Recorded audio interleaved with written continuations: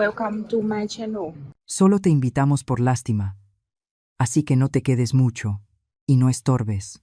Esas fueron exactamente las palabras que mi nuera, Diana, me dijo en la puerta de su departamento en la Ciudad de México. Yo solo sonreí y me fui en silencio. No grité, no lloré, no supliqué. Simplemente me fui. Y ellos creyeron que habían ganado. Creyeron que yo era esa mujer mayor, tonta y sumisa que se traga el veneno con una sonrisa. Pero semanas después, todo cambió. Las notificaciones empezaron a llegar. Primero fue el banco. El financiamiento del departamento al que pensaban mudarse fue cancelado. Luego descubrieron que la cuenta conjunta, donde yo depositaba dinero cada mes, estaba en ceros, completamente vacía. La tarjeta adicional que Diana usaba para sus compras fue bloqueada, y una carta del banco ya venía en camino. Una carta que iba a destruir todos sus planes. Pero déjame contarte desde el principio, porque esta historia no empieza con mi venganza. Empieza con años de humillación silenciosa que nadie vio. Mi nombre es Claudia. Tengo 65 años. Soy viuda desde hace 10 años y madre de un solo hijo, Roberto. Lo crié sola después de que su padre, Eduardo, murió en un accidente automovilístico cuando el niño apenas tenía 8 años. Desde ese día, solo fuimos él y yo contra el mundo. Trabajé turnos dobles, a veces triples, para que nunca le faltara nada. Cosía uniformes en una fábrica textil desde las 6 de la mañana hasta las 2 de la tarde y luego limpiaba oficinas hasta las 10 de la noche. Llegaba a casa con las manos hinchadas, los ojos rojos de cansancio, pero siempre tenía tiempo para ayudarlo con la tarea, para abrazarlo, para decirle que todo iba a estar bien. Roberto era un niño dulce. Me hacía tarjetas con crayones de colores. Me prometía que cuando creciera me compraría una casa enorme donde yo no tendría que trabajar nunca más. Me decía que siempre me iba a cuidar. Y yo le creí con todo mi corazón. Le creí. Lo vi crecer. Lo vi graduarse de la universidad con honores, conseguir un excelente trabajo en una empresa de tecnología, convertirse en un hombre independiente y exitoso. Y me sentía tan orgullosa que a veces el pecho me dolía de la emoción. Pensé que todo ese sacrificio había valido la pena. Pero entonces llegó Diana. La conoció hace 3 años en una conferencia de trabajo. Ella era coordinadora de eventos, siempre impecable, siempre con esa sonrisa perfecta que parecía ensayada frente al espejo. Desde el primer momento que la vi, supe que algo no estaba bien. No era la intuición de una suegra celosa, era algo más profundo. Era la forma en que me miraba, como si yo fuera una molestia, como si fuera un mueble viejo que tarde o temprano había que sacar de la casa. Al principio eran comentarios pequeños, disfrazados de bromas. «Ay, Claudia, eres tan anticuada. No te preocupes. Tú descansa. Nosotros nos encargamos», como si yo fuera una vieja inútil. Roberto no decía nada, solo sonreía incómodo y cambiaba de tema. Nunca me defendió, ni una sola vez. Luego comenzaron las exclusiones. La primera Navidad, después de que se casaron, hicieron una cena familiar. Yo me enteré por las fotos en redes sociales. Ahí estaban todos. Los padres de Diana, sus hermanos, sus primos, todos brindando alrededor de una mesa decorada con velas color marfil y copas de cristal. Había 12 lugares en esa mesa. Yo no estaba invitada. Cuando le pregunté a Roberto al día siguiente, me dijo: «Fue algo pequeño, mamá, de último momento». Una mentira. Esa mesa tenía espacio para 12 personas y lo habían planeado con semanas de anticipación. Llegó mi cumpleaños número 64 y no recibí una llamada, ni un mensaje, nada. Pasé todo el día esperando junto al teléfono como una tonta. A las 11 de la noche recibí un mensaje de texto.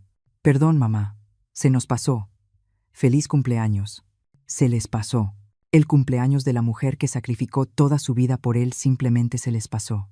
Poco a poco, desaparecí de sus vidas. Ya no me pedían opinión para nada. Cuando los visitaba, Diana siempre tenía una excusa. Dolor de cabeza. Una llamada urgente. Una reunión importante. Y yo seguía insistiendo como una tonta. Seguía llamando. Seguía cocinando sus platillos favoritos. Comidas americanas como pavo y puré de papa. Seguía preguntando si necesitaban algo. Pero Diana siempre rechazaba todo. «Estamos a dieta. Ya compramos comida. Mejor guárdalo para ti». hasta que llegó esa noche, el cumpleaños número 32 de Roberto. Llegué puntual a las 7 de la noche, con un pastel de chocolate que había hecho con mis propias manos, el mismo que a mi hijo le había gustado desde que era niño. Toqué el timbre y esperé. Escuché risas adentro, música, el sonido de copas chocando. La puerta se abrió y ahí estaba Diana, con un vestido verde esmeralda, maquillaje perfecto, el cabello recogido en un chongo elegante. Me miró de arriba a abajo con esa expresión de fastidio. Ya ni siquiera se molestaba en disimular. Claudia dijo con una sonrisa falsa. Roberto me invitó, respondí, confundida. Me llamó esta mañana. Ella suspiró, como si mi presencia fuera una enorme molestia. Se hizo a un lado apenas lo suficiente para que pudiera ver el interior del departamento. Había al menos 15 personas adentro, sus amigos, compañeros de trabajo, toda la familia de Diana, globos plateados colgando del techo, una mesa llena de comida cara y botellas de vino. Una gran fiesta, una celebración cuidadosamente planeada. Y entonces Diana dijo esas palabras que nunca voy a olvidar. Solo te invitamos por lástima, Claudia. Así que no te quedes mucho y procura no estorbar. Aquí hay pura gente importante y no queremos incomodidades. El mundo se detuvo por un segundo. Sentí que algo dentro de mí se rompía en 1000 pedazos. No era mi corazón. Ese ya se había roto muchas veces. Era otra cosa. Era la última esperanza de que todavía le importaba a alguien, de que todavía tenía un lugar en la vida de mi hijo. Miré por encima de su hombro, buscando a Roberto. Ahí estaba, de pie junto a la mesa, con una copa de vino en la mano. Nuestras miradas se cruzaron un segundo. Esperé que dijera algo, que me defendiera, que le dijera a su esposa que se estaba pasando. Pero Roberto simplemente apartó la mirada y siguió hablando con sus amigos como si nada estuviera ocurriendo. Ahí entendí todo. Él lo sabía. Él estaba de acuerdo. De verdad, yo solo era una molestia para ellos. No dije nada. No iba a darles el espectáculo de verme llorar. Solo sonreí, una sonrisa tranquila, casi amable. Vi a Diana fruncir el ceño, confundida por mi reacción. Creo que esperaba gritos o lágrimas, pero yo ya estaba más allá de eso. Le extendí el pastel que había llevado. «Feliz cumpleaños a Roberto», dije con voz serena. Ella lo tomó con desdén, como si fuera basura. Me di la vuelta y caminé hacia el elevador, con la espalda recta y la cabeza en alto. Escuché la puerta cerrarse detrás de mí con un golpe seco. Las risas y la música siguieron como si nada, como si yo nunca hubiera estado ahí. Dentro del elevador, vi mi reflejo en el espejo metálico de las puertas. Una mujer de 65 años, con el cabello canoso recogido en un chongo sencillo, usando un suéter color crema que había elegido con tanto cuidado esa mañana. Me veía cansada, me veía vieja, pero también me veía despierta, como si algo dentro de mí acabara de abrirse después de años dormido. Manejé de regreso a casa en completo silencio. Las calles estaban iluminadas por esas luces naranjas de la ciudad que a mí siempre me parecieron tristes. No prendí la música, no lloré, solo manejé en automático mientras mi mente procesaba lo que acababa de pasar. Solo te invitamos por lástima. Esas palabras me daban vueltas en la cabeza una y otra vez, como un disco rayado. Llegué a mi departamento cerca de las 10 de la noche. Vivía sola en un departamento pequeño pero ordenado en el centro de la ciudad. 2 recámaras, una sala modesta, una cocina donde casi nunca cocinaba porque ¿para qué cocinar si estás sola? Las paredes eran beige claro. Todo era funcional, todo era silencioso, todo estaba vacío. Me quité los zapatos y me senté en el sillón sin prender muchas luces. Solo la lámpara de la esquina proyectaba sombras suaves contra la pared. Cerré los ojos y dejé que los recuerdos llegaran, porque necesitaba entender cómo había llegado hasta aquí, cómo había permitido que me trataran así. Pensé en mi madre, Martha. Murió hace 15 años, pero todavía podía escucharla en momentos como este. Era una mujer dura, de esas que sobreviven tiempos difíciles sin doblarse. Trabajó limpiando casas toda su vida para que yo pudiera estudiar. Nunca se quejó, nunca le pidió nada a nadie. Y cuando murió, me dejó lo único que tenía, una casita en las afueras de la ciudad, con un jardín lleno de plantas de menta y un porche de madera donde tomábamos café por las tardes. Claudia, me decía siempre, una mujer que se respeta nunca ruega amor, ni siquiera a su propia sangre. Nunca entendí del todo esa frase, hasta ahora, hasta esta noche, porque eso era exactamente lo que yo había estado haciendo los últimos 3 años, rogando migajas de atención de mi propio hijo. Esa casa que mi madre me dejó ahora estaba rentada a una pareja joven que pagaba 12,000 pesos al mes. Yo vivía aquí, en este departamento más céntrico, más cerca de Roberto, más cerca de la ilusión de que todavía era parte de su vida. Qué tonta había sido. Me levanté del sillón y caminé a mi recámara. Abrí el closet y bajé una caja de cartón del estante de arriba. Una caja que llevaba meses guardada ahí, sin atreverme a revisarla de verdad. Dentro había documentos, muchos documentos, contratos, papeles notariados, cosas que había firmado en los últimos 2 años porque Roberto me lo había pedido. Es solo una formalidad, mamá. Es para agilizar un trámite. Confía en mí. Y yo confié, como siempre confiaba. Porque eso hacen las madres, ¿no? Confiamos a ciegas, aunque nos estén clavando un cuchillo por la espalda. Extendí todos los papeles sobre la cama y empecé a leer con cuidado, uno por uno, línea por línea. Y con cada hoja que volteaba, sentía cómo la tristeza se transformaba en otra cosa.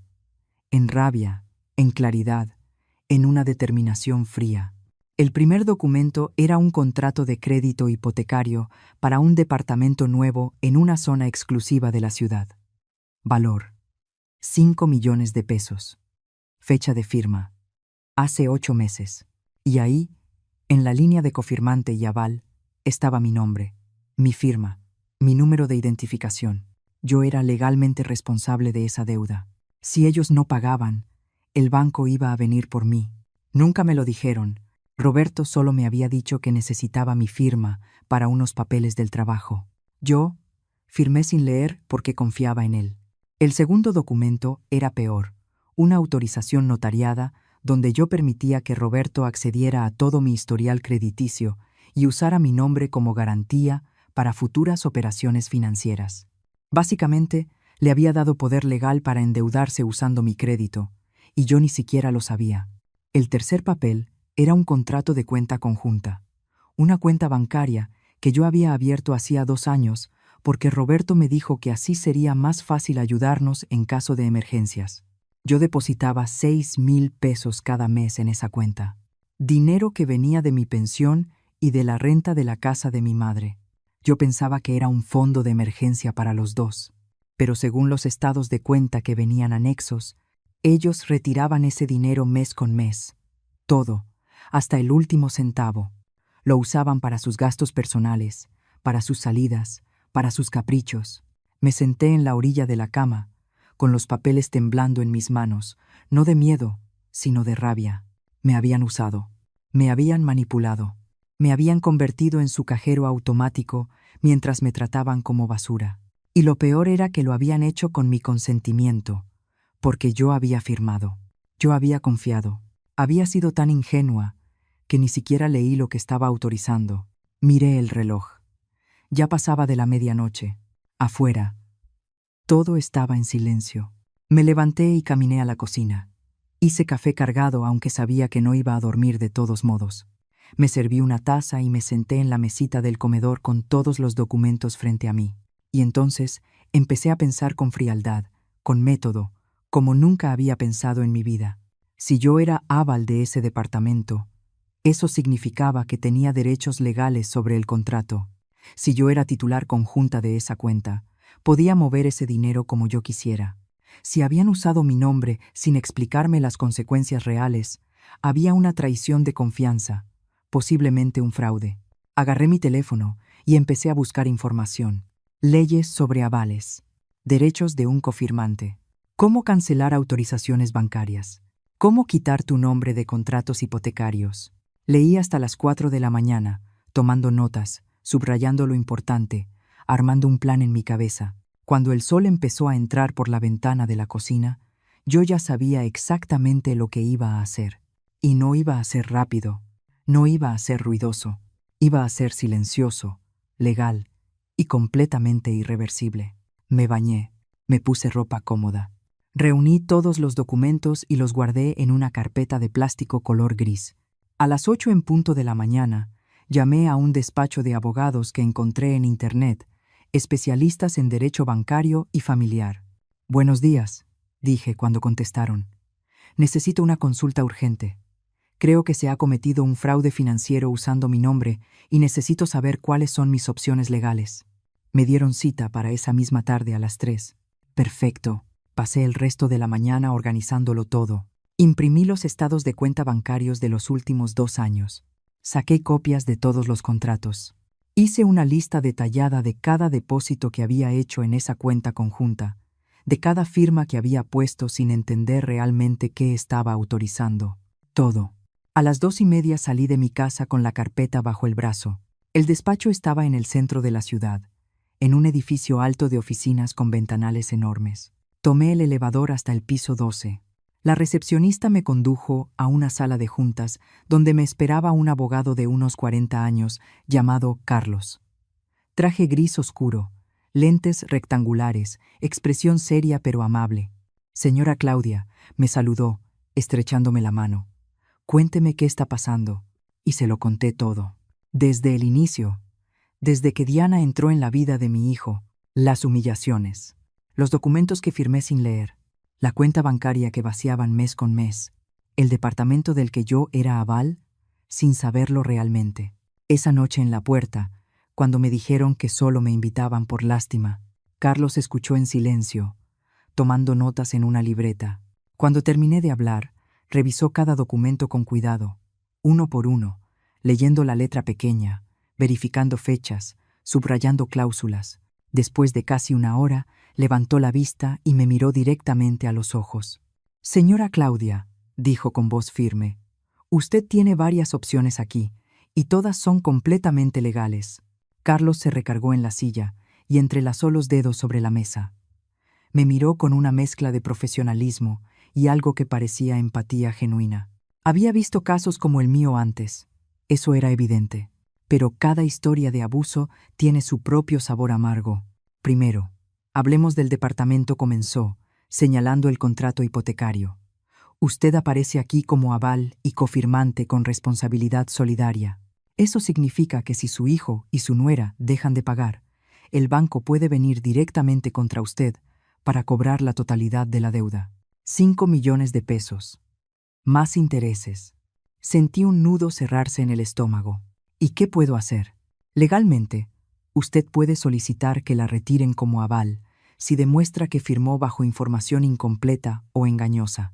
Aquí tenemos evidencia de que las implicaciones del contrato nunca le fueron explicadas con claridad. Eso es una violación de la confianza. ¿Se puede iniciar un proceso legal para sacarme del contrato? Sí, pero eso toma tiempo. Meses, tal vez. ¿Y la opción rápida?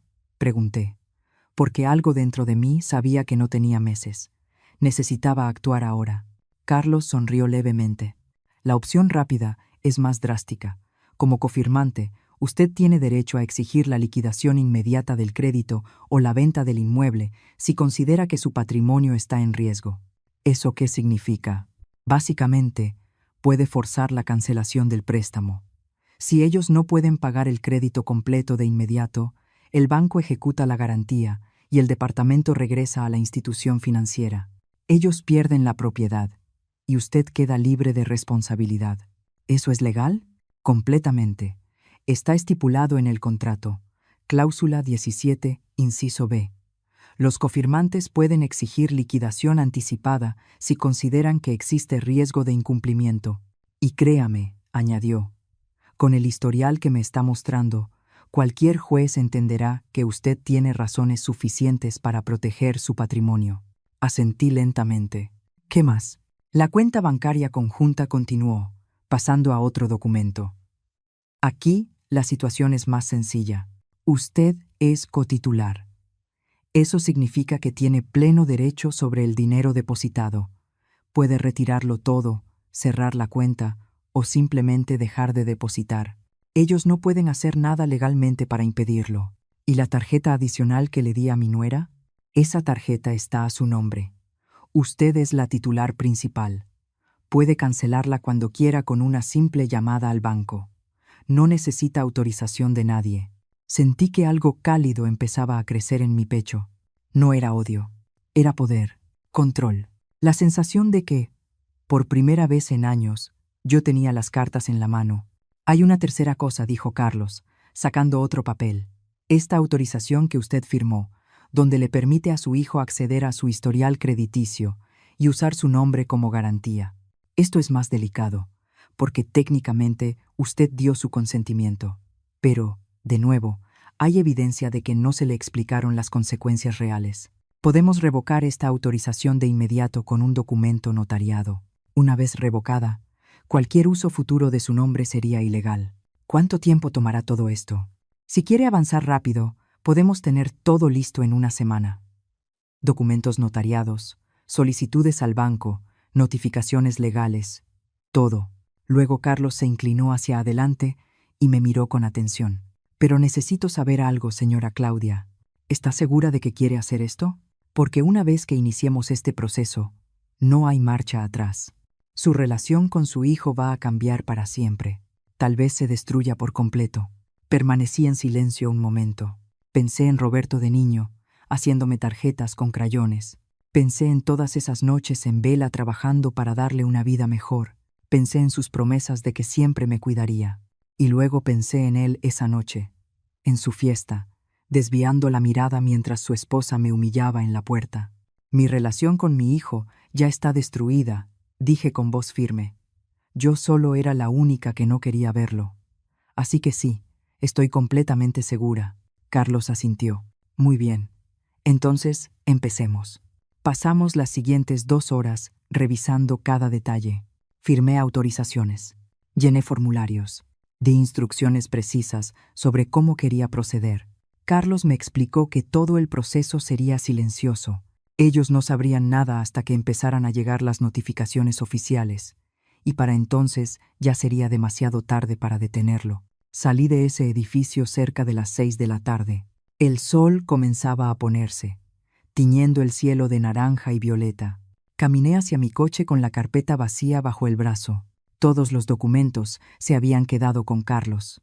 Ahora eran evidencia legal. Ahora eran mi munición. Conduje de regreso a casa sintiendo algo extraño. No era exactamente felicidad. Era algo más profundo. Era la sensación de haber recuperado mi dignidad, de haber dejado de ser una víctima. Durante los siguientes 4 días, no pasó nada. Roberto no llamó, no escribió. Silencio absoluto. Yo tampoco intenté contactarlo. Por primera vez en 3 años, no estaba corriendo detrás de él, rogando atención, y se sentía liberador. Al 5.º día, recibí una llamada de Carlos. Señora Claudia, ya tenemos todos los documentos listos, dijo. Mañana, a primera hora, presentaremos ante el banco la solicitud de liquidación del crédito hipotecario. También estamos notificando formalmente la revocación de todas las autorizaciones que usted firmó. ¿Está lista? Completamente lista, respondí sin dudar. Bien. Una cosa más. Le sugiero que hoy mismo vaya al banco y retire todo el dinero de la cuenta conjunta. Déjela en ceros y cancele la tarjeta adicional. Hágalo antes de que se den cuenta de lo que está pasando. Colgué el teléfono y me quedé mirando la pared unos segundos. Este era el punto de no retorno. Una vez que hiciera esto, la guerra quedaba oficialmente declarada. Pero ya no había miedo en mí, solo determinación. Me cambié de ropa. Me puse un pantalón color café y una blusa color crema. Me recogí el cabello. Me miré en el espejo. La mujer que me devolvía la mirada ya no era la misma que había salido humillada de ese departamento una semana atrás. Esta mujer tenía la mirada fría y la mandíbula tensa. Esta mujer había despertado. Llegué al banco a las 4 de la tarde. Era una sucursal grande, con pisos de mármol brillante y aire acondicionado helado. Me acerqué al área de atención ejecutiva. Buenas tardes, saludé con voz tranquila. Necesito hacer un retiro de una cuenta conjunta y cancelar una tarjeta adicional.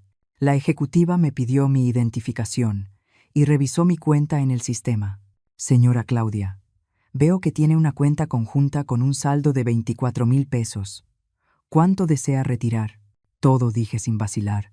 Quiero cerrar la cuenta por completo Y también necesito bloquear de inmediato la tarjeta adicional número 5578. Me miró con sorpresa, pero mantuvo el profesionalismo. ¿Está segura? Esta operación es irreversible, completamente segura. Me hizo firmar varios documentos: autorizaciones de cierre, cancelación de productos, bloqueo permanente de la tarjeta, todo.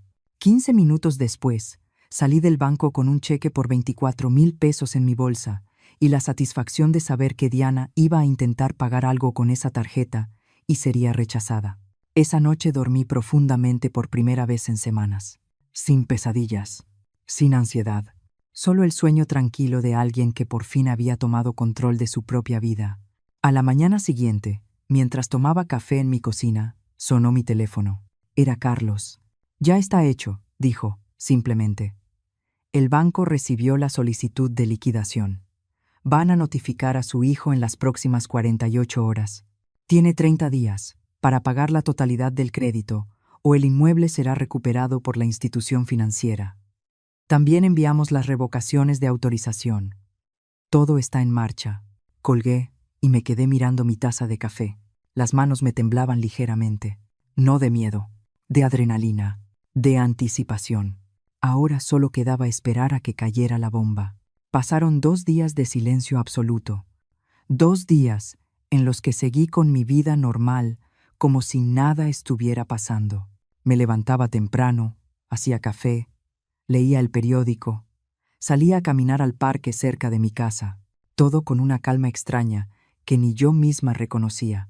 Era como si una parte de mí flotara por encima de todo, observando desde lejos, esperando el momento en que la tormenta finalmente estallara. Y estalló el miércoles por la tarde. Yo estaba en la cocina preparando una ensalada para la cena cuando mi teléfono empezó a sonar. Era Roberto. Lo dejé sonar 1 vez, 2 veces, 3 veces, llamada tras llamada. Luego comenzaron los mensajes, decenas de mensajes. Veía las notificaciones acumularse en la pantalla, pero no los abrí. Todavía no. Quería que sintieran la desesperación. Quería que sudaran. Después de la 10ª llamada, finalmente contesté.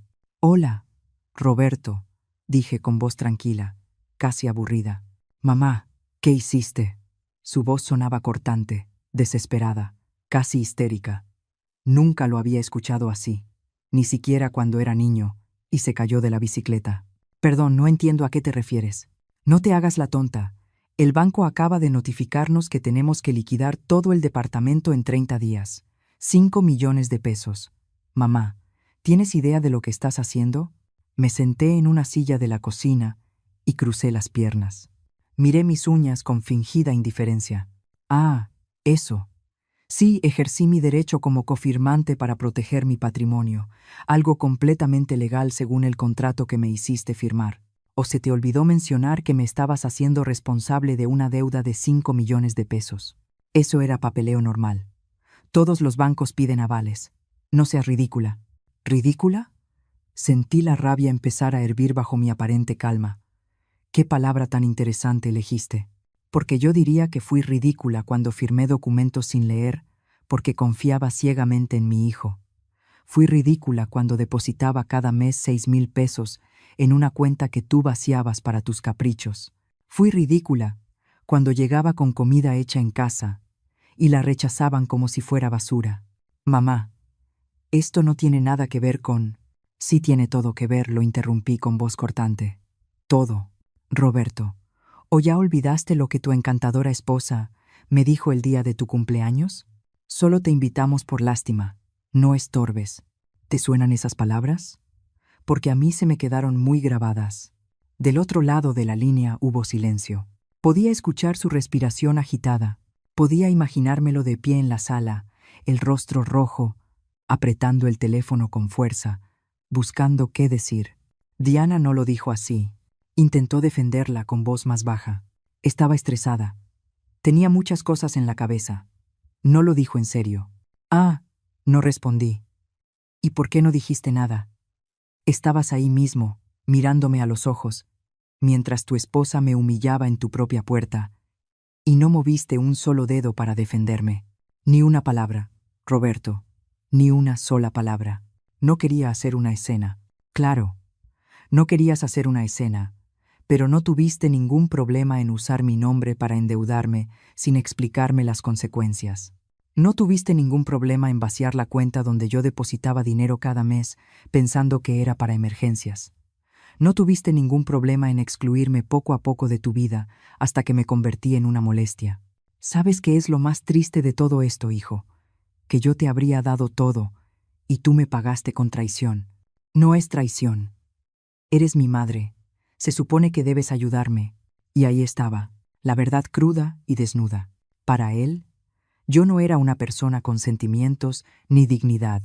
Era un recurso, una fuente de dinero y favores que podía explotar a su antojo. Y cuando dejé de servirle emocionalmente, simplemente me descartó, pero mantuvo activa mi utilidad financiera. Tienes razón, dije, con una calma peligrosamente controlada. Soy tu madre. Y como tu madre, pasé 30 años sacrificándome por ti. Trabajé turnos dobles para que nunca te faltara nada. Me partí la espalda para pagarte la universidad. Lloré de felicidad cuando te graduaste.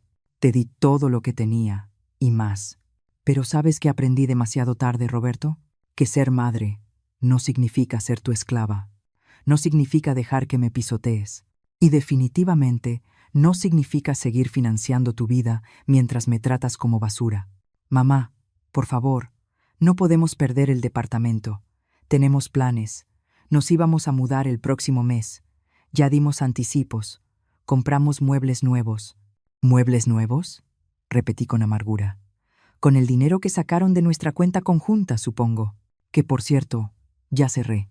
Ah, y antes de que preguntes, también cancelé la tarjeta adicional que Diana usaba tan generosamente. Ya no va a poder comprar más bolsas ni zapatos con mi crédito. ¿Qué? Ahora estaba gritando. Cerraste la cuenta, mamá. Hay pagos automáticos ligados a esa cuenta. Servicios, suscripciones. Qué pena, respondí. Supongo que ahora tendrán que usar su propio dinero. Qué concepto tan novedoso, ¿no? No puedo creer que estés haciendo esto después de todo lo que hemos hecho por ti. Esas palabras fueron como una bofetada. Solté una risa seca, sin humor. ¿Todo lo que han hecho por mí? Ilústrame, Roberto. Dime exactamente qué has hecho por mí. Invitarme a tu boda para sentarme en la última mesa con gente que ni conocía. Olvidar mi cumpleaños. Excluirme de las cenas familiares. Tratarme como sirvienta cuando necesitabas que cuidara a tu perro. Hacerme sentir que mi presencia estorbaba. Por favor, dime. De verdad tengo curiosidad. Silencio. Un silencio largo e incómodo, en el que podía escuchar voces de fondo. Diana estaba ahí. La oía hablar rápido, nerviosa. ¿Qué está diciendo? ¿Ya arregló todo? Dile que tiene que arreglar esto ahora. Mamá, la voz de Roberto sonó distinta, más controlada, más calculadora. Ese tono que usaba cuando intentaba manipularme. Sé que las cosas no han sido perfectas, lo admito, pero somos familia. La familia perdona. La familia se apoya. No podemos dejar que un malentendido destruya todo lo que tenemos. ¿Un malentendido? Repetí despacio. Así que ahora lo llamas así. Qué conveniente. ¿Sabes qué es lo más triste, Roberto? Que si hubieras venido hace una semana, si me hubieras llamado después de esa noche y dicho, mamá, perdón, Diana se pasó y yo debí defenderte, tal vez las cosas serían distintas. Si hubieras mostrado, aunque fuera un poco de arrepentimiento real, quizá habría reconsiderado todo. Pero no lo hiciste. Pasó una semana entera sin una llamada, sin un mensaje, sin nada, hasta que el banco te notificó y de pronto recordaste que tienes madre. Iba a llamarte. No mientas, lo interrumpí. Nunca fuiste bueno para mentir. Me estás llamando porque me necesitas, no porque te importo. Y esa es la diferencia entre el amor verdadero y el interés. Está bien. ¿Quieres que me disculpe?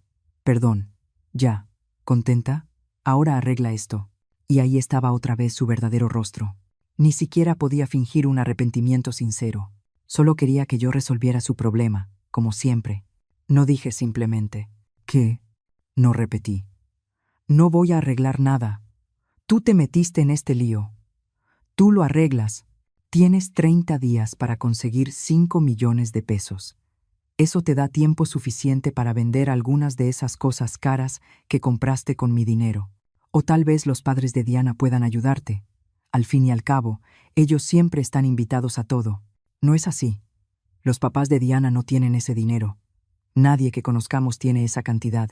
Entonces supongo que tendrás que aprender a vivir con las consecuencias de tus decisiones. Como yo tuve que aprender. Mamá, por favor, su voz se quebró. Está llorando. No hagas esto. Solo nos tenemos el uno al otro. Tú y yo. Somos familia. Sentí algo dentro de mí apretarse con dolor, porque esa era la voz del niño que yo conocí, el niño que lloraba después de las pesadillas, el niño al que yo abrazaba hasta que se calmaba, el niño que me decía que yo era la mejor mamá del mundo. Pero ese niño ya no existía. Ese niño se había convertido en un hombre que me usó y me despreció por igual. No, Roberto, dije con voz firme, a pesar del nudo en la garganta.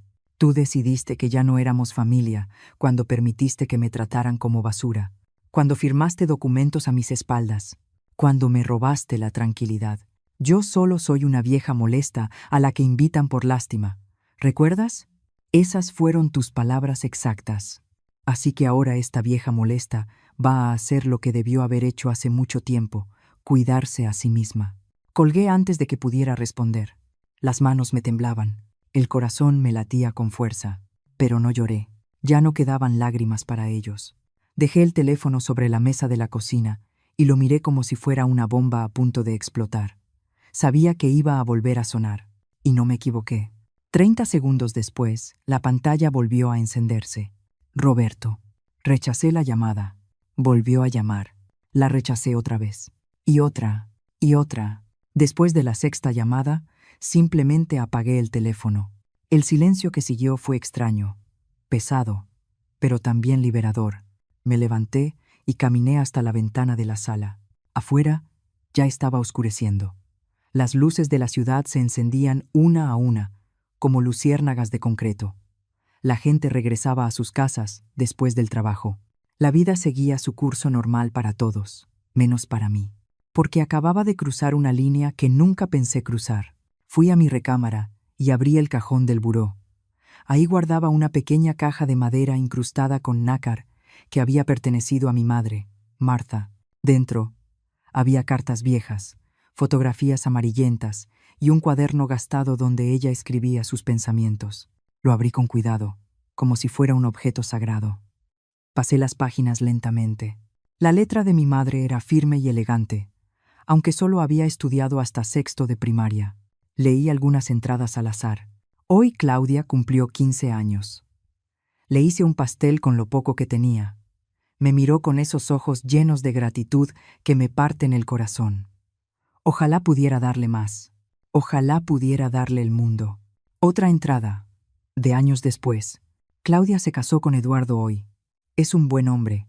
Se le nota en los ojos. Él la va a cuidar. La va a respetar. Eso es lo único que una madre puede pedir, que su hija encuentre a alguien que la valore. Y una más, escrita apenas unos meses antes de su muerte. Estoy cansada. Mi cuerpo ya no responde como antes, pero no me da miedo morir. Hice lo que tenía que hacer. Le di a Claudia las herramientas para ser fuerte. Ahora solo espero que las use cuando las necesite. Cerré el cuaderno con cuidado y lo apreté contra mi pecho. Las estoy usando. Mamá, susurré al aire vacío. Perdón por haber tardado tanto. Esa noche no dormí bien. No por remordimiento, sino por adrenalina.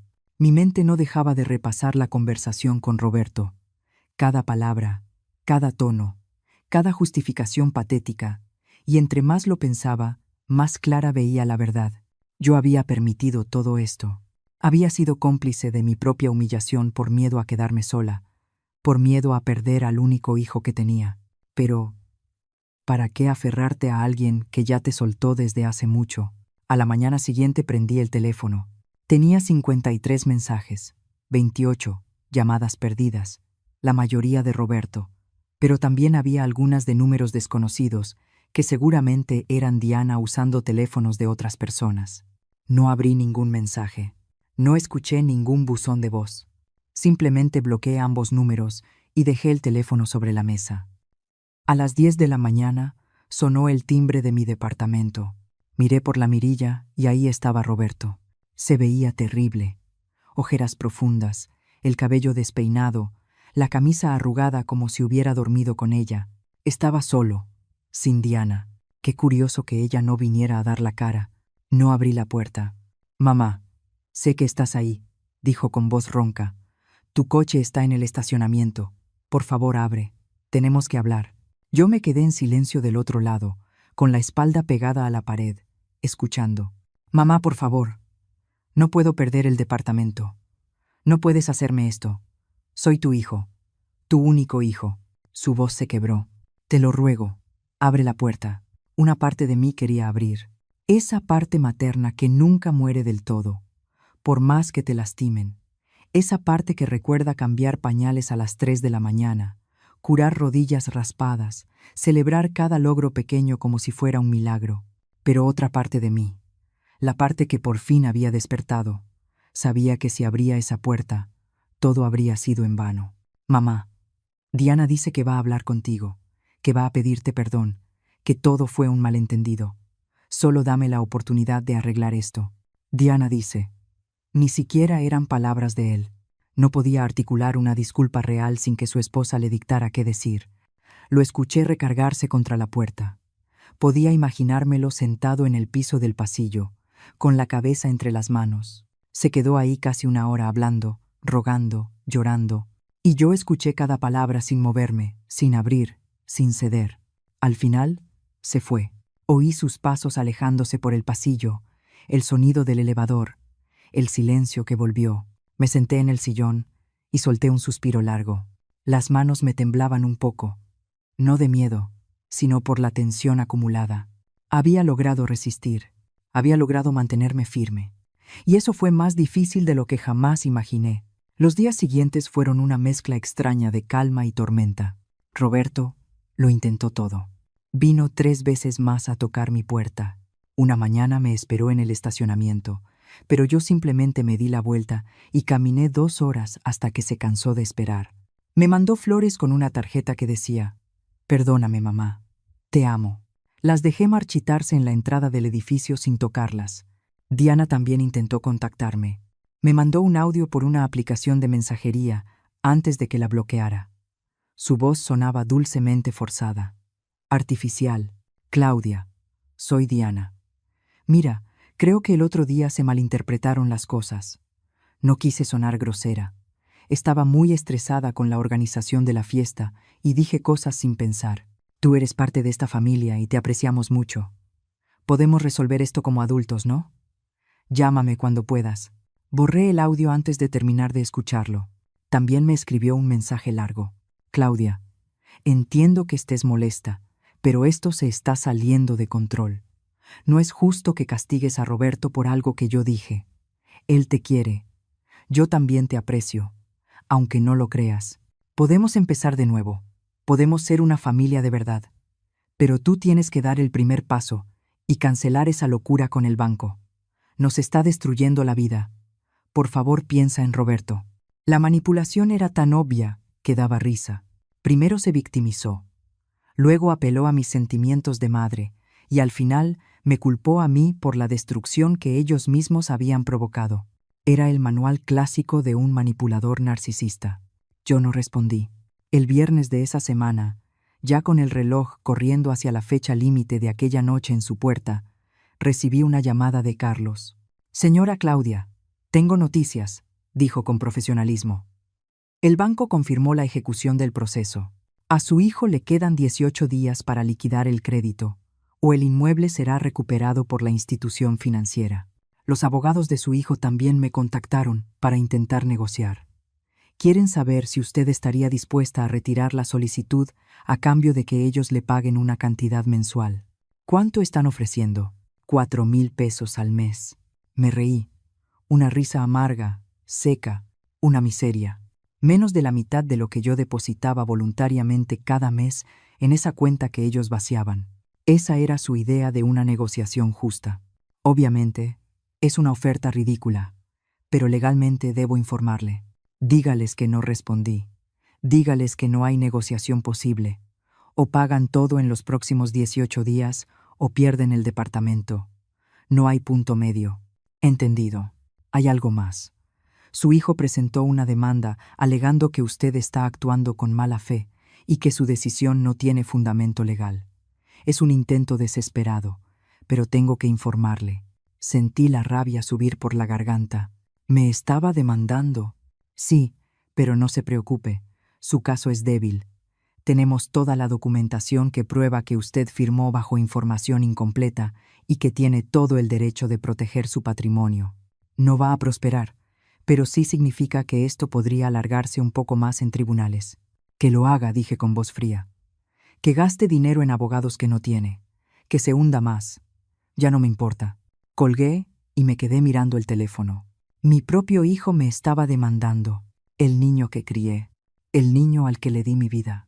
Me llevaba a juicio, porque por fin dije que no. Esa noche saqué una botella de vino que llevaba meses guardada en la cocina. Me serví una copa grande y me senté en el balcón de mi departamento. El aire estaba fresco. La ciudad brillaba abajo como un océano de luces. Y me sentí extrañamente en paz, porque por primera vez en años yo no estaba rogando, no estaba esperando, no estaba siendo invisible. Me estaban viendo. Aunque fuera como la villana de su historia, aunque me odiaran, aunque me demandaran, al menos ahora sabían que yo existía. Di un sorbo al vino y levanté la copa hacia el cielo nocturno. Por ti, mamá, susurré. Por enseñarme que una mujer que se respeta nunca ruega amor, ni siquiera a su propia sangre. Los días siguientes fueron extrañamente tranquilos, como el silencio que llega después de una tormenta, cuando todo está destruido. Pero al menos ya no hay truenos. Establecí una nueva rutina.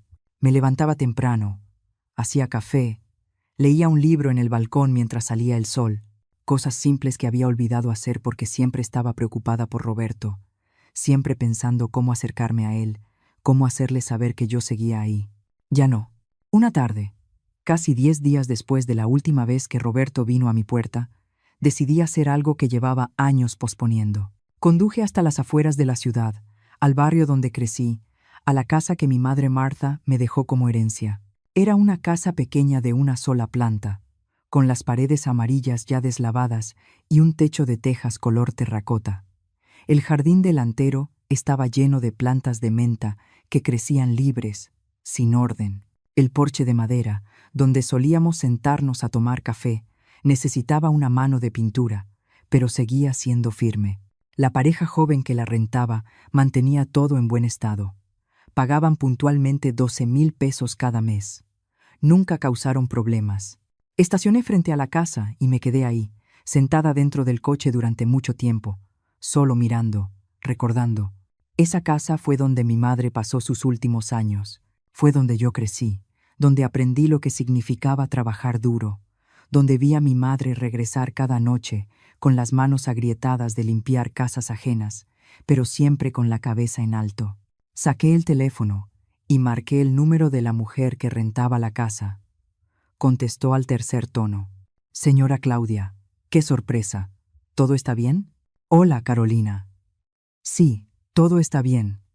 Mira, te llamo porque necesito preguntarte algo. ¿Qué tan rápido podrían buscar otro lugar si yo necesitara la casa de regreso? Hubo una pausa. ¿Va a vender la casa? Porque si es así, mi esposo y yo estaríamos muy interesados. Lo hemos hablado varias veces. Esa opción ni siquiera había cruzado por mi mente. No había pensado en vender. Bueno, dije, entonces dime, ¿cuánto podrían ofrecer? Hemos ahorrado alrededor de 800,000 pesos. Sé que no es mucho, pero podríamos pedir un crédito por el resto. Según lo que vimos en Internet, la casa está valuada en aproximadamente 1,600,000 pesos. 1,600,000 pesos. No era una fortuna, pero tampoco era poco. Y de pronto, una idea empezó a tomar forma en mi cabeza.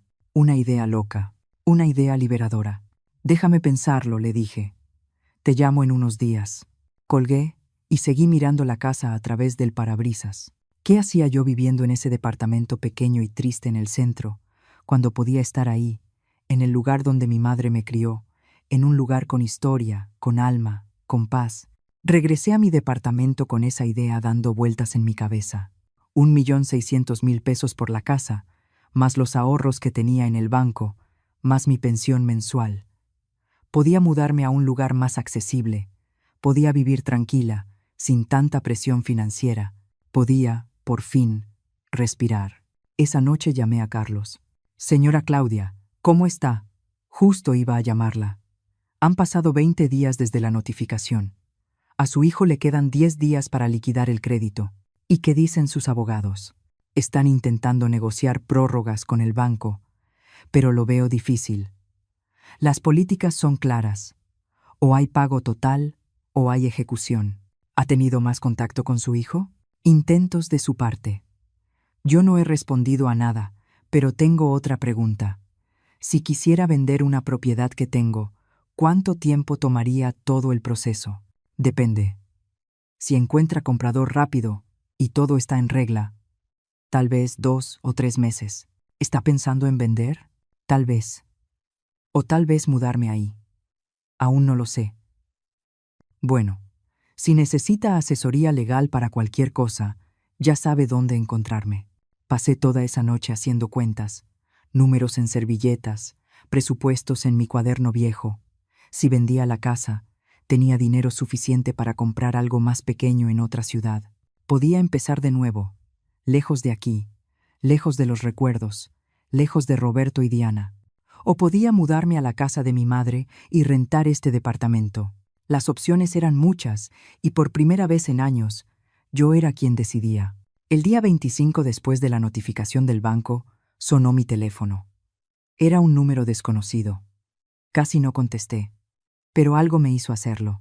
Señora Claudia, era la voz de una mujer mayor, formal, educada. Sí, ¿quién habla? Soy Gladys, la madre de Diana. Disculpe que la moleste. Conseguí su número a través de una amiga en común. Necesito hablar con usted con urgencia. Es sobre mi hija y su hijo. Sentí la mandíbula tensarse. La madre de Diana, la mujer que siempre estaba en todas las cenas familiares mientras yo era excluida, la que aparecía en todas las fotos con su yerno mientras yo desaparecía del cuadro. No tengo nada que hablar con usted, dije con frialdad. Por favor, escúcheme 5 minutos. Después, si quiere colgarme, tiene todo el derecho. Pero déjeme explicarle algo que quizá usted no sabe. Algo en su tono me hizo dudar. No sonaba arrogante ni manipuladora, sonaba cansada, incluso derrotada. 5 minutos acepté. Gracias. Mire, sé que usted piensa que somos una familia perfecta, que siempre hemos estado del lado de Diana en todo, y en parte tiene razón. Crié a mi hija para ser fuerte, independiente, exitosa, pero también la crié con valores equivocados. Le enseñé que el dinero lo es todo, que casarse bien es más importante que casarse por amor, que la imagen vale más que los sentimientos. Me quedé en silencio, dejándola hablar. Cuando Diana conoció a Roberto, yo me alegré, no porque fuera un buen hombre, que lo es, sino porque tenía un buen trabajo, porque venía de menos, y eso significaba que iba a valorar el estilo de vida que podíamos ofrecerle. Yo impulsé ese matrimonio. Le sembré a mi hija la idea de que usted era una molestia, que las suegras siempre son un problema, que era mejor mantenerla a distancia. Sentí la rabia empezar a hervir en el pecho. ¿Y por qué me dice todo esto ahora? ¿Qué quiere? ¿Que retire la solicitud del banco? ¿Que perdone a su hija y volvamos a como estaban las cosas antes? No dijo, con la voz quebrada. No espero nada de usted. Solo quiero que sepa que me equivoqué, que destruí algo que no debí destruir, porque ahora que todo se está viniendo abajo, ahora que Roberto y Diana están desesperados, ahora que han venido a rogarme que les preste un dinero que no tengo, por fin veo el monstruo que ayudé a crear. ¿No tiene el dinero? Pregunté con curiosidad genuina. No. Mi esposo y yo estamos jubilados. Vivimos de una pensión. La casa donde vivimos todavía tiene hipoteca. No tenemos 5 millones de pesos. Nadie en nuestra familia tiene esa cantidad. Y créame, Diana ya llamó a todos los parientes que tenemos, rogando ayuda. Algo dentro de mí sintió una satisfacción extraña. No era alegría, era justicia. Ellos pensaron que podían usar mi nombre, mi crédito, mi dinero, y que yo simplemente lo aceptaría porque éramos familia. Nunca calcularon que yo pudiera decir basta. Señora Claudia, continuó Gladys, no la conozco. No sé qué tipo de mujer es, pero por lo poco que he visto en estos días de desesperación, puedo decirle que usted crió a un hijo que tuvo todo lo necesario, educación, oportunidades, y eligió desperdiciarlo. Eligió morder la mano que le dio de comer. Eso no es culpa suya, es culpa de él, y también es culpa mía por influir en mi hija para tratarla así. ¿Por qué me dice todo esto?, pregunté, con la voz cansada. Porque alguien tenía que pedirle perdón, y esa persona soy yo. Diana todavía no entiende lo que hizo. Roberto todavía cree que él es la víctima. Pero yo sí lo entiendo, y sé que ninguna disculpa va a reparar el daño, pero necesitaba decírselo. Hubo un silencio largo. Podía escuchar su respiración entrecortada del otro lado. Tal vez estaba llorando. Su disculpa no cambia nada, dije finalmente.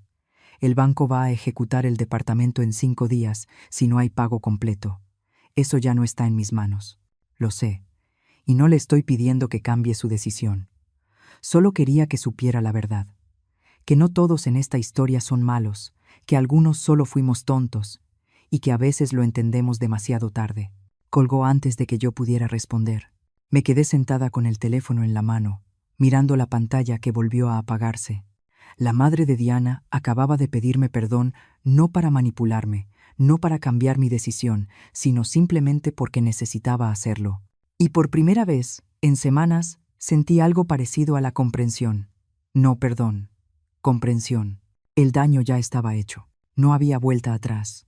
Pero al menos ahora sabía que alguien entendía por qué yo había hecho lo que hice. Los últimos 5 días antes de la fecha límite fueron los más extraños de toda esta pesadilla. Había una calma tensa en el aire, como cuando sabes que una tormenta se acerca, pero aún no sabes qué tan destructiva será. Continué con mi rutina. Café por las mañanas, caminatas en el parque, lectura en el balcón, pero siempre con el teléfono cerca, esperando. Carlos me llamó el día 28. Señora Claudia, los abogados de su hijo hicieron una última oferta. Proponen que usted acepte un plan de pagos. Ellos pagarían 100,000 pesos mensuales durante los próximos 50 meses hasta liquidar toda la deuda. A cambio, usted retiraría la solicitud de ejecución inmediata. Hice el cálculo mentalmente. 100,000 pesos por 50 meses. 5 millones de pesos. En números, cuadraba. Pero había un problema enorme con esa propuesta. Carlos, dije, ¿de dónde van a sacar 100,000 pesos cada mes si ni siquiera tienen los 5 millones completos ahora? Roberto gana bien, pero no tanto.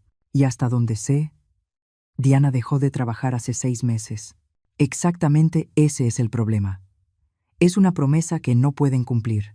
En 3 o 4 meses dejarán de pagar y usted estará en la misma situación, pero peor, porque habrá perdido tiempo, y ellos habrán seguido viviendo en ese departamento sin consecuencias.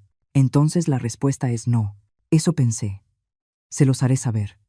Señora Claudia, prepárese. En 2 días el banco va a ejecutar la recuperación del inmueble. Su hijo va a perder el departamento y probablemente intente contactarla de maneras más desesperadas. ¿Está lista para eso? Tan lista como puedo estar, respondí, aunque no estaba segura de que fuera verdad. Esa noche no dormí bien. No por culpa, sino por anticipación. Sabía que lo que venía iba a ser brutal. Roberto no era el tipo de persona que acepta la derrota en silencio. Y no me equivoqué. El día 29, a las 7 de la mañana, alguien empezó a tocar el timbre de mi departamento de forma insistente, una y otra vez, sin parar. Me levanté de la cama con el corazón latiendo con fuerza y miré por la mirilla. Era Roberto, pero no estaba solo. Diana estaba con él. Ambos se veían terribles. Él tenía barba de varios días, ojeras profundas, la ropa arrugada como si hubiera dormido con ella puesta. Ella llevaba el cabello sucio recogido en una cola desordenada, sin maquillaje, con pants grises, como recién salida de la cama. «¡Mamá! ¡Abre la puerta!», gritó Roberto, golpeándola con el puño. «Sé que estás ahí. ¡Abre!». No abrí. Me quedé del otro lado, con la espalda apoyada en la pared, respirando hondo, tratando de mantener la calma. «Claudia, por favor», ahora era Diana. «Necesitamos hablar. Mañana lo perdemos todo». «¿Todo?», ¿Entiendes? Vamos a quedarnos en la calle. No vamos a tener dónde vivir, gritó Roberto.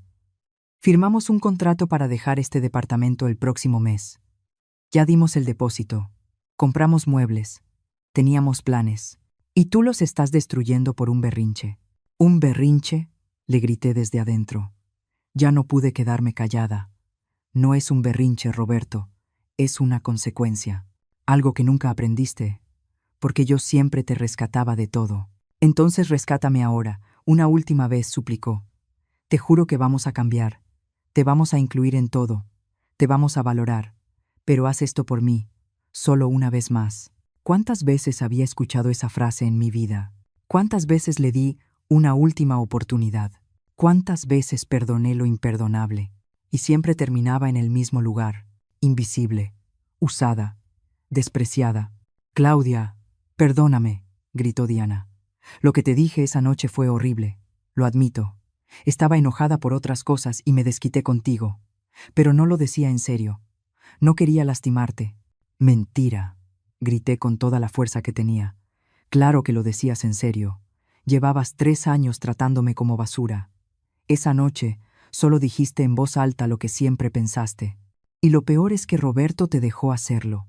Te dejó humillarme. Te eligió a ti una y otra vez. Escuché sollozos del otro lado.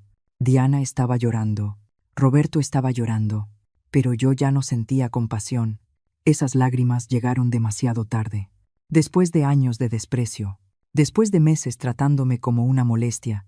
Después de usar mi nombre para endeudarse sin explicarme nada. Después de vaciar la cuenta donde yo depositaba mi dinero con tanto esfuerzo. Mamá, la voz de Roberto ya era apenas un susurro roto. Si haces esto, si dejas que el banco se quede con el departamento, voy a quedar con el historial crediticio destruido. No voy a poder rentar nada decente.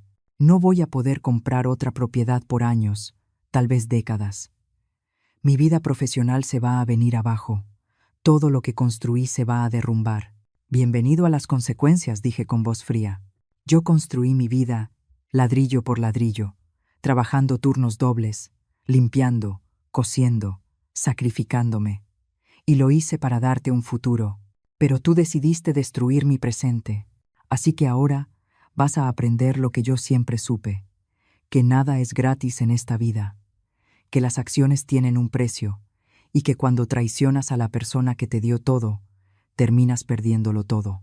No puedes ser tan cruel, sollozó Diana. Somos familia. ¿Familia? Dejé la palabra flotando en el aire. La familia no te usa, la familia no te humilla, la familia no te hace sentir que estorbas. Tú decidiste hace mucho que yo no era familia. Yo solo estoy aceptando tu decisión. Por favor. Roberto golpeaba la puerta desesperado. Te voy a pagar hasta el último peso. Voy a conseguir un segundo trabajo. Lo que sea. Pero no me hagas esto. Yo no te estoy haciendo nada que tú no te hayas hecho solo, respondí. Usaste mi nombre. Firmaste contratos sin explicarme nada. Vaciaste mi cuenta. Me excluiste de tu vida. Y cuando por fin reaccioné, cuando por fin dije, basta, ¿qué hiciste? Me demandaste. A tu propia madre.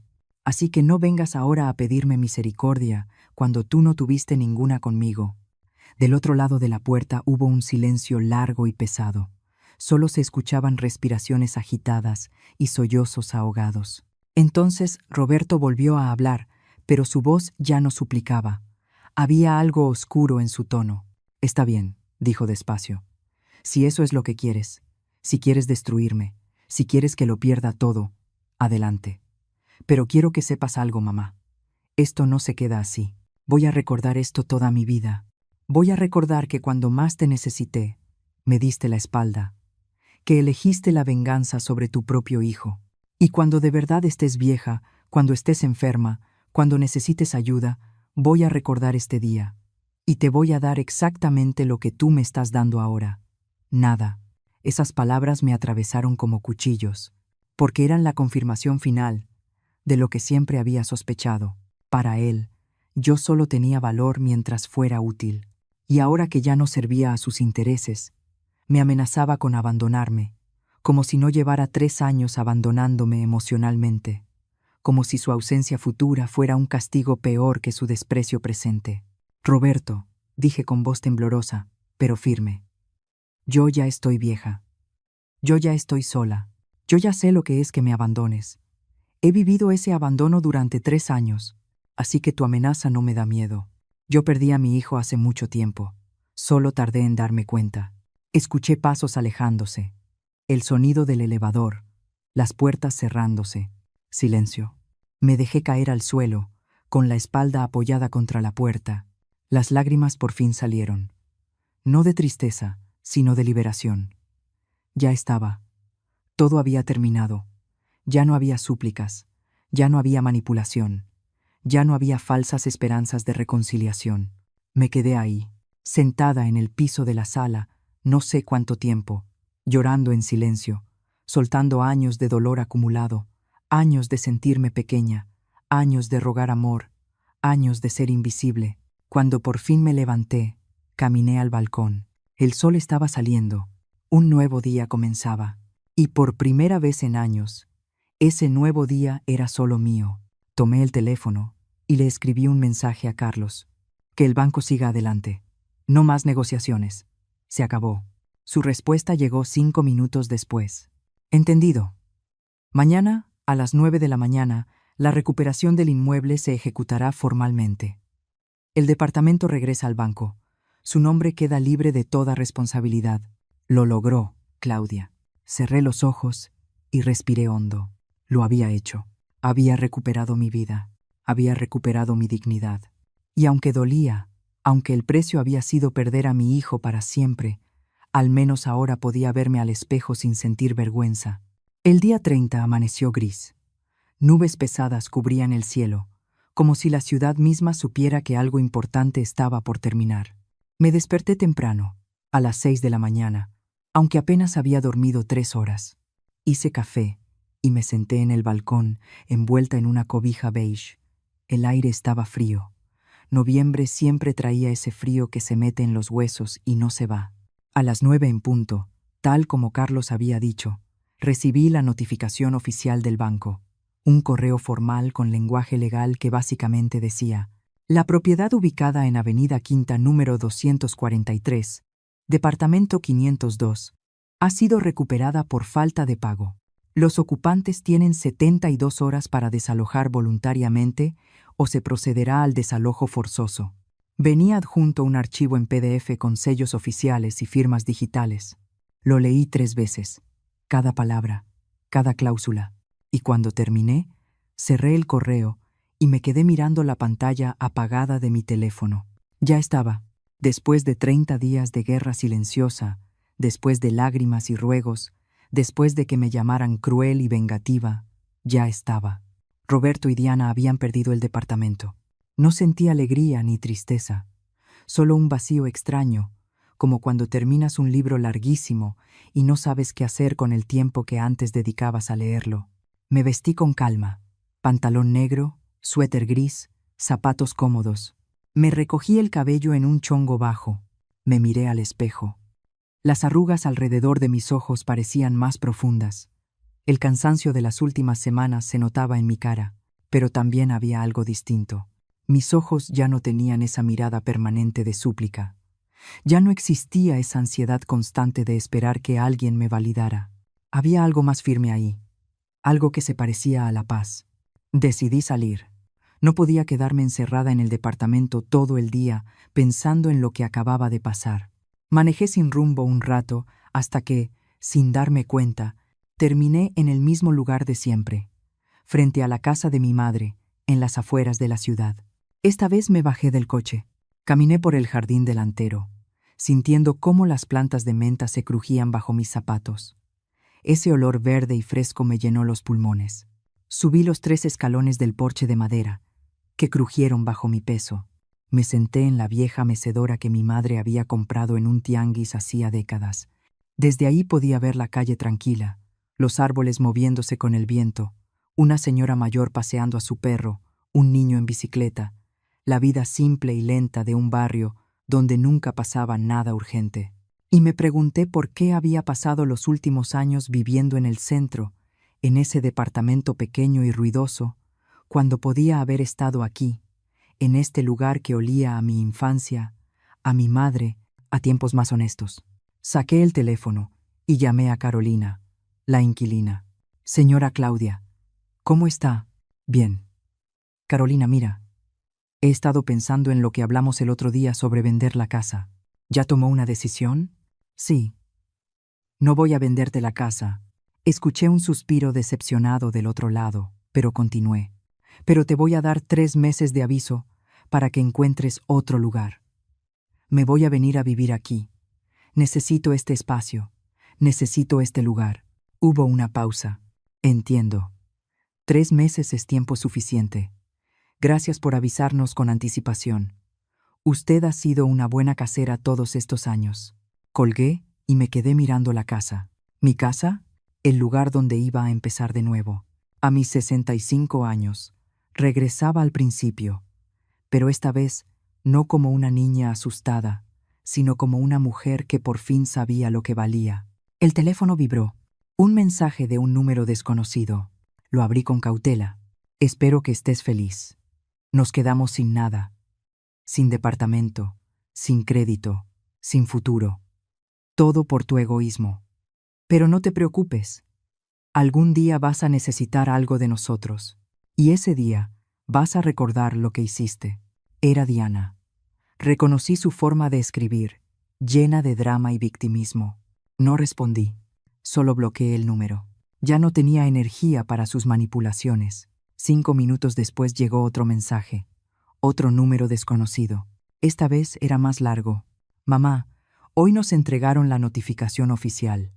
Tenemos 3 días para sacar nuestras cosas del departamento.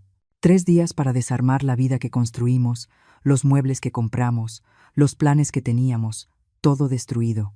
Y lo peor es que ni siquiera sientes remordimiento. Tú crees que esto es justicia, pero es crueldad. Eres una mujer amarga que no soportó ver a su hijo feliz, que no soportó que yo eligiera a mi esposa sobre ti, porque eso es lo que de verdad te molesta, ¿verdad? Que ya no eres el centro de mi mundo, que ya no puedes controlarme. Bueno, felicidades. Tuviste tu venganza, pero perdiste a tu hijo para siempre. Ojalá valga la pena dormir sola el resto de tu vida, sabiendo que tú fuiste la que destruyó a esta familia. Leí el mensaje completo sin emoción. Cada palabra estaba diseñada para herirme, para hacerme sentir culpa, para manipularme una última vez, pero ya no funcionaba, porque yo sabía la verdad. Yo no destruí nada, solo dejé de sostener algo que ya estaba roto.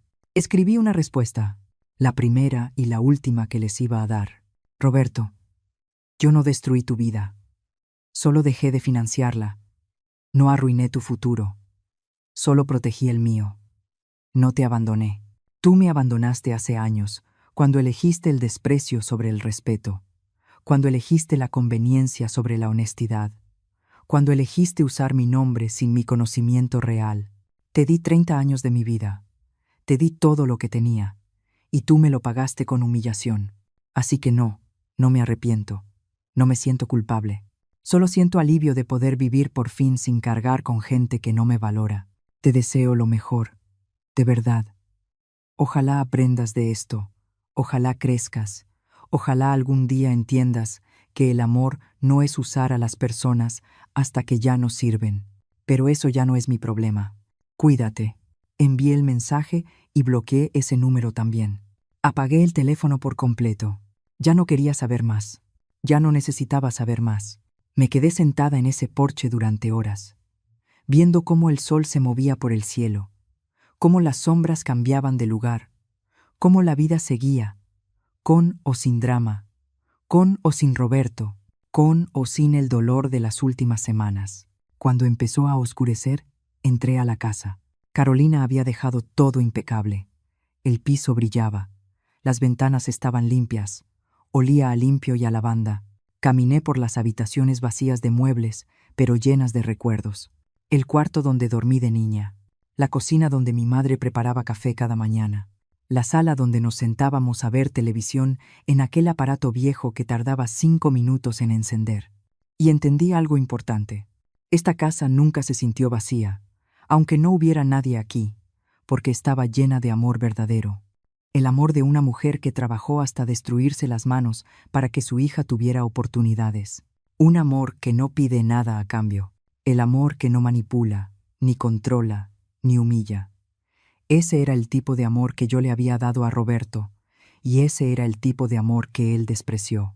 Pero eso ya no me definía, porque yo era más que la madre de Roberto.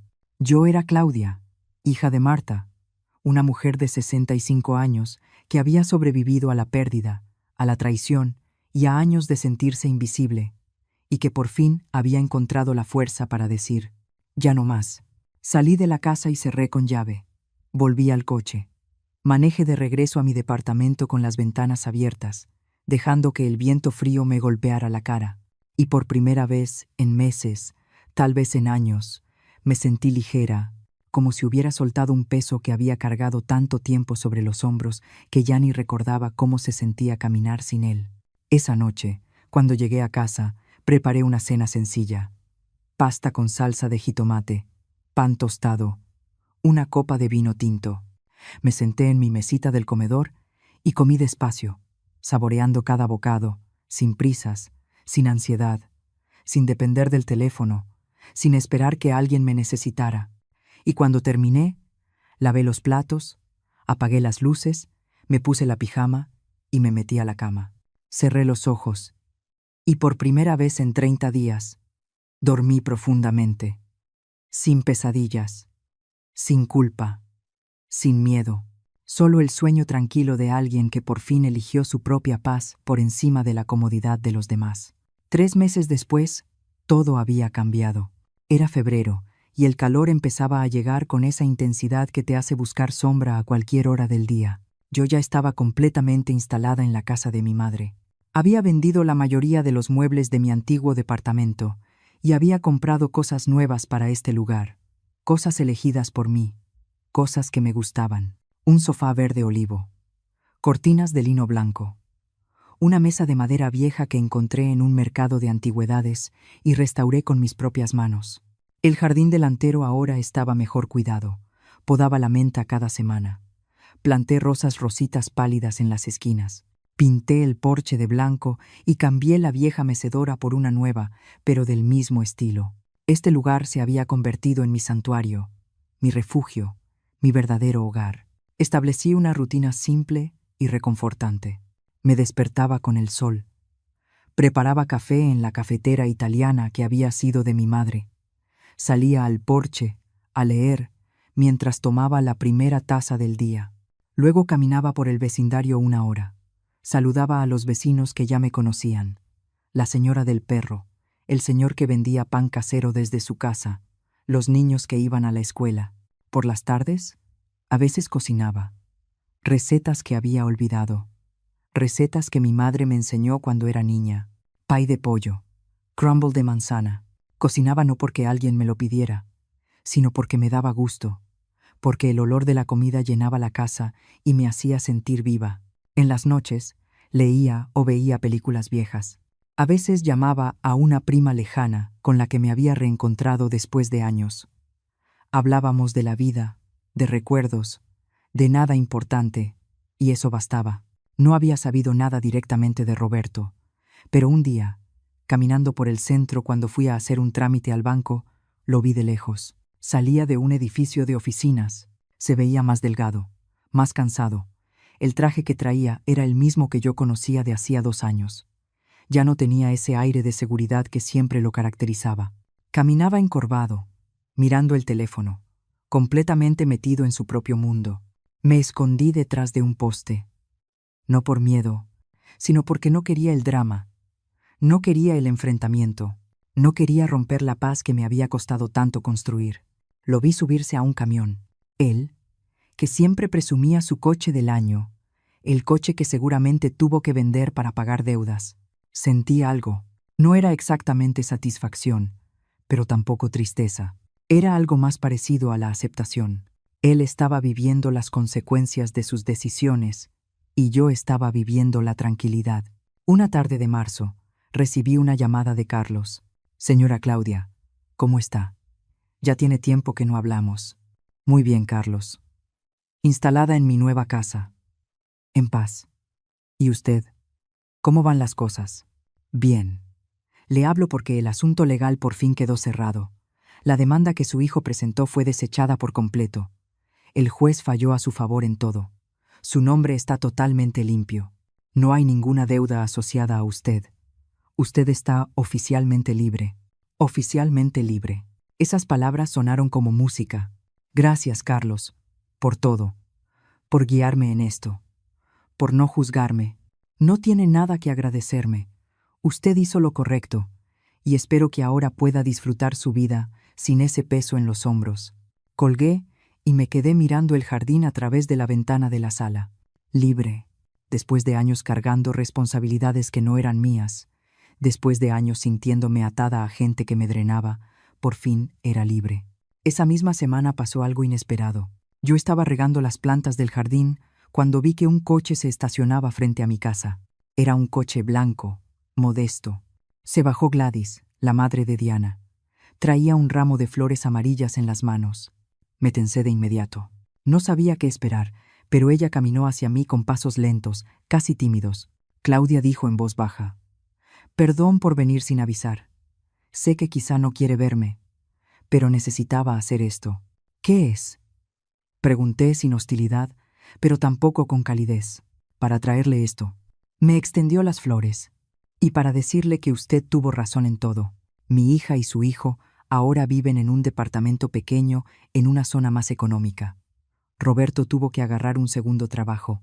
Diana tuvo que regresar a trabajar. La están pasando mal. Están pagando las consecuencias.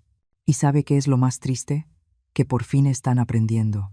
«¿Aprendiendo qué?», pregunté. «Que la vida no les debe nada, que no pueden usar a la gente, que el respeto se gana, no se exige. Diana me habló llorando la semana pasada. Me dijo que ahora entiende todo lo que usted hizo por Roberto, porque está trabajando 10 horas al día y apenas le alcanza para cubrir gastos. Y apenas ahora está entendiendo lo que significa sacrificarse por alguien. Me alegra que estén aprendiendo», dije con sinceridad. «De verdad, no les deseo mal. Solo quería que entendieran. Ya entendieron. Demasiado tarde, tal vez, pero entendieron». Gladys me miró directo a los ojos. «¿Cree que algún día pueda perdonarlos?». Lo pensé un largo momento. «No lo sé. Tal vez, pero no ahora. Ahora necesito sanar. Necesito vivir para mí. Por primera vez en décadas, necesito pensar en Claudia antes que en todos los demás». Ella asintió, comprendiendo. «Es justo, muy justo. Solo quería que supiera que si algún día, en el futuro, usted decide darles otra oportunidad, creo que ahora sí la valorarían. Pero si no lo hace, también lo entiendo. Nadie tiene derecho a pedirle más de lo que ya dio». Se despidió con un abrazo breve y se fue. Yo me quedé ahí, de pie, con el ramo de flores en las manos. Las puse en un florero con agua y las dejé sobre la mesa del comedor. Eran bonitas y simples, como esta nueva vida que yo estaba construyendo. Las semanas siguientes fueron tranquilas. Empecé a tomar clases de cerámica en un centro comunitario cerca de casa. Conocí a otras mujeres de mi edad, algunas viudas como yo, otras divorciadas, otras simplemente solas, pero todas con historias, todas con cicatrices, todas aprendiendo a vivir de nuevo. Una tarde, mientras moldeaba una taza de barro en el torno, una de ellas me preguntó: «Claudia, ¿tienes hijos?». La pregunta me agarró por sorpresa. Antes, habría respondido automático: «Sí, un hijo», pero esta vez lo pensé. «Tuve un hijo», dije despacio, «pero ya no tenemos relación. Fue doloroso, pero necesario». Ella asintió sin juzgar. A veces la familia biológica no es la familia real. A veces la familia real es la que escogemos, la que nos respeta, la que nos valora. Tenía razón, y yo estaba empezando a construir esa familia elegida, con estas mujeres del taller, con mis vecinos, con mi prima, con la gente que me trataba con dignidad. Una noche de abril, casi 6 meses después de todo lo que había pasado, estaba sentada en el porche mirando las estrellas, cuando una paz profunda me inundó por completo. No era felicidad eufórica, era algo mejor, era calma.